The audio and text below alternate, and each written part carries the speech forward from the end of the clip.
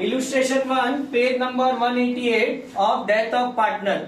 अब death of partner में आपका गुडविल और deceased partner share of profit, ये दोनों वर्किंग नोट इंपॉर्टेंट है। So I am directly doing that working note.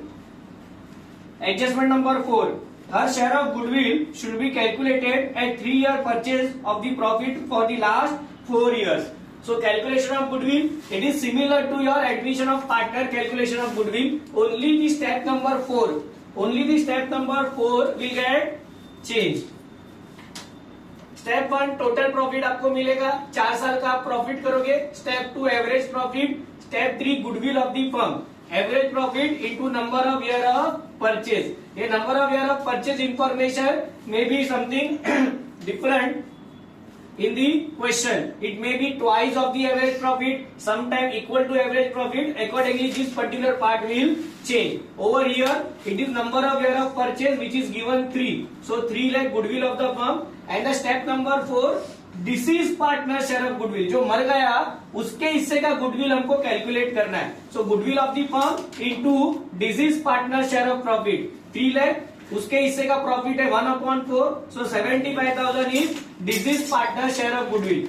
उसको आंसर में कहां पे लिखोगे, यहाँ पे मुक्ता डिसीज पार्टनर है तो मुक्तास कैपिटल के क्रेडिट साइड में आप बाय गुडविल लिखोगे और सेकेंड इफेक्ट आप दोगे बैलेंस शीट एसेट में goodwill. So this is how you will do the disease partner share of goodwill. This is your adjustment number 4 working note 1। Now second is working note 2, disease partner share of profit. जो मर गई है उसके हिस्से का profit कितना होगा, उसके लिए भी प्रॉपर 3 स्टेप्स है। सबसे पहला profit of the firm, your adjustment number 5, the deceased partner share of profit up to date of that to be calculated on the basis of average profit of last 2 years। पिछले 2 साल का average profit लेना है, ठीक है।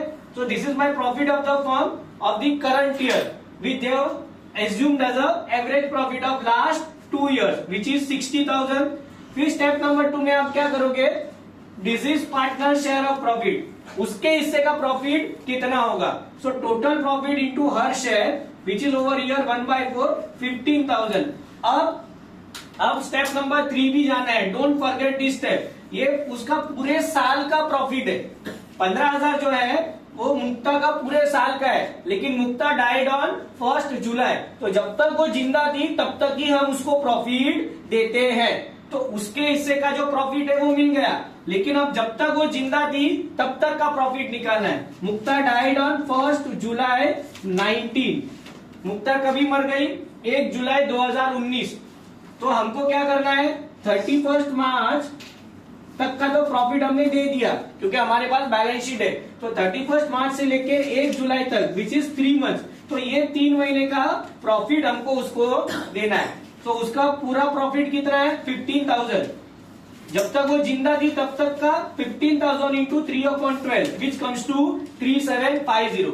तो हम मुक्ता को कितना प्रॉफिट देंगे 3750।